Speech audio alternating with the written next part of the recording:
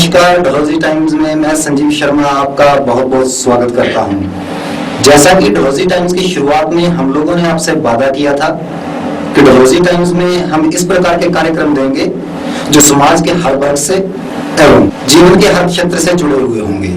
इसी कड़ी में आज का हमारा ये कार्यक्रम है टॉक शो। आज के इस टॉक शो में हमारे साथ चर्चा होगी बच्चों के चरित्र निर्माण में उनके माता पिता की एवं शिक्षकों की भूमिका के बारे में। हमारे साथ आज जुड़े हुए हैं क्षेत्र के कुछ प्रतिष्ठित शिक्षक। इन शिक्षकों में हमारे सबसे पहले मेहमान हैं Shrimati Anju Walia. Shrimati Anju Walia government senior secondary school Bathory में साइंस टीचर हैं। Shrimati Anju Walia MA, MSc, M.Ed हैं। श्रीमती अंजू वालिया के नेतृत्व में यहाँ के बच्चों ने 4 बार राष्ट्रीय छात्र साइंटिफिक कांग्रेस में भाग लिया है। श्रीमती अंजू वालिया को 4 बार प्रदेश सरकार द्वारा बेस्ट गाइड टीचर के रूप में पुरस्कृत किया गया है। श्रीमती अंजू वालिया के नेतृत्व में बच्चों ने मॉडल, TLM आदि एक्स्ट्रा करिकुलर एक्टिविटीज में पार्टिसिपेट करके अच्छे परिणाम हासिल किए हैं। स्वागत करते हैं हमारी पहली मेहमान श्रीमती अंजू वालिया जी का। हमारी दूसरी मेहमान इस क्षेत्र के सबसे पुराने, इस क्षेत्र के नहीं देश के सबसे पुराने एवं प्रतिष्ठित school sacred heart convent school Dalhousie की शिक्षक श्रीमती सीमा महाजन। श्रीमती सीमा महाजन BA, LLB, MA, B.Ed हैं। श्रीमती सीमा महाजन ने LLB में हिमाचल प्रदेश यूनिवर्सिटी से गोल्ड मेडल हासिल किया है। श्रीमती सीमा महाजन 3 वर्ष तक बिलासपुर कोर्ट में बतौर एडवोकेट प्रैक्टिस करती रही हैं। श्रीमती सीमा महाजन बार काउंसिल ऑफ इंडिया की कोऑप्टेड मेंबर रही हैं।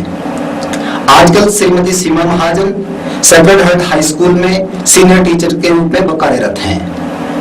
स्वागत करते हैं सीमा महाजन जी का। हमारे तीसरे मेहमान government senior secondary school Banikhet के इंग्लिश लेक्चरर श्री भारत भूषण शर्मा जी हैं। श्री भारत भूषण शर्मा जी के नेतृत्व में बच्चों ने राष्ट्रीय और प्रदेश स्तर पर आयोजित कॉम्पिटिशन्स में पार्टिसिपेट किया है तथा बेहतर परिणाम हासिल किए हैं। स्वागत है श्री भारत भूषण शर्मा जी का। तो चर्चा की शुरुआत मैं सबसे पहले श्रीमती सीमा महाजन जी से करना चाहूंगा।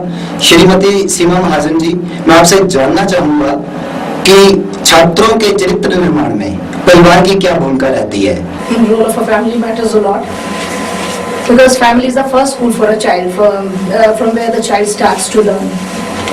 अगर जॉइंट, जैसे आजकल ट्रेंड है न्यूक्लियर फैमिलीज का, पर अगर जैसे जॉइंट फैमिली में बच्चा ग्रो अप करता है तो parents are the first educators for the child. तो पेरेंट्स जो हैं वो बच्चे का कैरेक्टर बिल्डिंग में पेरेंट्स बच्चे को लैंग्वेज सिखाते हैं और मॉरल्स जो बच्चा बचपन से सीखता है। तो family is first school for a child. तो और क्योंकि उसकी लाइफ के जो स्टार्टिंग वाले ईयर्स होते हैं तो उसमें जिसमें उसका ब्रेन डेवलप हो रहा होता है, तो वो जब बच्चा, सबसे पहला वही टाइम होता है जब बच्चा अपनी फैमिली के साथ स्पेंड करता है उसको। Family is very important, I really agree. The thing is कि जब हम पैदा होते हैं एक घर में और इस दुनिया में आते हैं तो फर्स्ट ऑफ ऑल वी से कि मदर इज द टीचर, और बच्चे के मुंह से सबसे पहले जो वर्ड निकलता है दैट इज माँ। तो माँ plays the important role to build a character first of all. Secondly हम लोग जॉइंट फैमिलीज में अभी it is switching over to the nuclear family, but पुराने जमाने में हम कहते हैं कि ज्यादा वैल्यूज क्यों हुआ करती थी, बिकॉज हम जॉइंट फैमिली में रहा करते थे। हर बच्चा मॉर्निंग में उठ के अपने बड़ों के पांव को हाथ लगाया करता था। अब फैमिलीज न्यूक्लियर हो गई है, उतनी सी फैमिली में वो किससे कितना सीखेंगे। तो भारत भूषण शर्मा जी, जैसा कि अभी बात उठी न्यूक्लियर फैमिली के बारे में, क्या न्यूक्लियर फैमिली कॉन्सेप्ट से बच्चों में शेयरिंग की भावना कम हुई है? हाँ, ये बिल्कुल सही बात है। न्यूक्लियर फैमिली बनने से हमारे संस्कारों में कमी आई है, हमारे को ज्वाइंट रहने में मतलब प्रॉब्लम आती है, हम किसी चीज़ को शेयर नहीं करना चाहते। जो बच्चे आगे पैदा होते हैं उन बच्चों को ये आदत नहीं होती कि ग्रैंड पेरेंट्स क्या होते हैं, दादा दादी क्या होते हैं, चाचा क्या होता है, ताई क्या होती है। रिश्ते खत्म होते जाते हैं, छोटे छोटे रिश्ते होते जाते हैं। इसलिए सबसे बड़ा जो मेजर ड्रॉबैक है न्यूक्लियर फैमिली का ये यही है। और बेसिक जो एजुकेशन बच्चा लेता है वो अपनी माँ से ही लेता है, and mother is the first teacher of the child, जिससे उसे संस्कार आते हैं। तो सीमा जी, आजकल टेक्नोलॉजी बहुत एडवांस हो चुकी है, कंप्यूटर है, इंटरनेट है, फेसबुक है, ट्विटर है, चैट करते हैं। तो ये जो टेक्नोलॉजी आई है, इस टेक्नोलॉजी का बच्चों के ऊपर क्या प्रभाव पड़ा है, मैं ये आपसे जानना चाहूंगा सीमा जी। टेक्नोलॉजी का नई टेक्नोलॉजी का आने का बच्चों की लाइफ में इसका बेनिफिट भी बहुत ज्यादा है, क्योंकि डे टू डे लाइफ के साथ बच्चे अवेयर हो रहे हैं। पर उसका डिसएडवांटेज ये है कि जो टाइम बच्चे को फैमिली के साथ शेयर करना चाहिए वो मोस्ट ऑफ द टाइम, क्योंकि पेरेंट्स जो है सेटअप टोटली चेंज है, parents are also working and they are not paying much attention towards the children. तो बच्चे जो क्या है वो अपनी कंपनी किसके साथ ढूंढ रहे हैं, वो ढूंढते हैं अपनी कंपनी सिर्फ इंटरनेट के साथ। तो हेल्थ भी बच्चों के पॉजिटिव ये है कि बच्चे जो हैं वो अवेयर हो रहे हैं चीजों के लिए, बट डिसएडवांटेज ये है कि बच्चे जो हैं वो उतने ही कन्फाइंड हो रहे हैं। और वैल्यूज कहाँ से सीखेंगे, मतलब वैल्यूज जो है वो फैमिली में ही आ सकती हैं, और खुशी बच्चे को जो जॉइंट फैमिली में मिल सकती है कि सबके साथ बैठ के बच्चा सीख रहा है, उठ रहा है, और वो खुशी वाला कॉन्सेप्ट नहीं है। पेरेंट्स वर्किंग है, they are not able to give the time to the child, और बच्चा जो है खुशी कहाँ ढूंढ रहा है, नेट के सामने। ठीक है, एडवांटेज यही है कि he is becoming aware about the current situations, but his personal happiness is going because there is nobody to share except this means video games and whatever he is using net in other things. So I think इसके फायदे भी बहुत है, और definitely and knowledge increase कर लिया उसने अपना। ठीक है, इज अपडेट जो भी हो रहा है आज उसके लिए।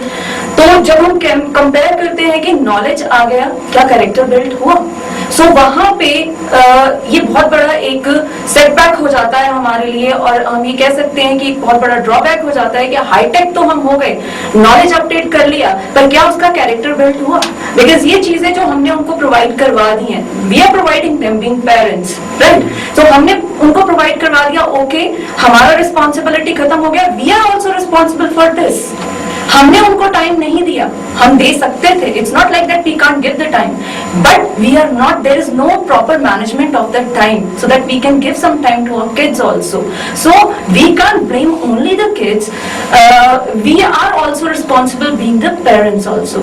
सो हमें भी थोड़ा अपना रिस्पॉन्सिबिलिटीज को समझते हुए, दिस इज वेरी इंपॉर्टेंट कि अगर हम उनको ये सारी फैसिलिटीज दे रहे हैं, प्लस क्या हम उनका कैरेक्टर बिल्ड करने में अपना एक इंपॉर्टेंट रोल जो हमें प्ले करना था वो कर रहे हैं? That is the big question nowadays, right? So this is the thing कि okay, we are providing them everything, okay, but the thing is जो उनका एक बेसिक चीज हम लेके जा रहे हैं कि उनकी हैप्पीनेस, उनका कैरेक्टर बिल्ड वो हुआ कि नहीं हुआ, वहां पे हमें एक सेल्फ इवैल्यूएशन करना जरूरी है, दैट इज इम्पोर्टेंट।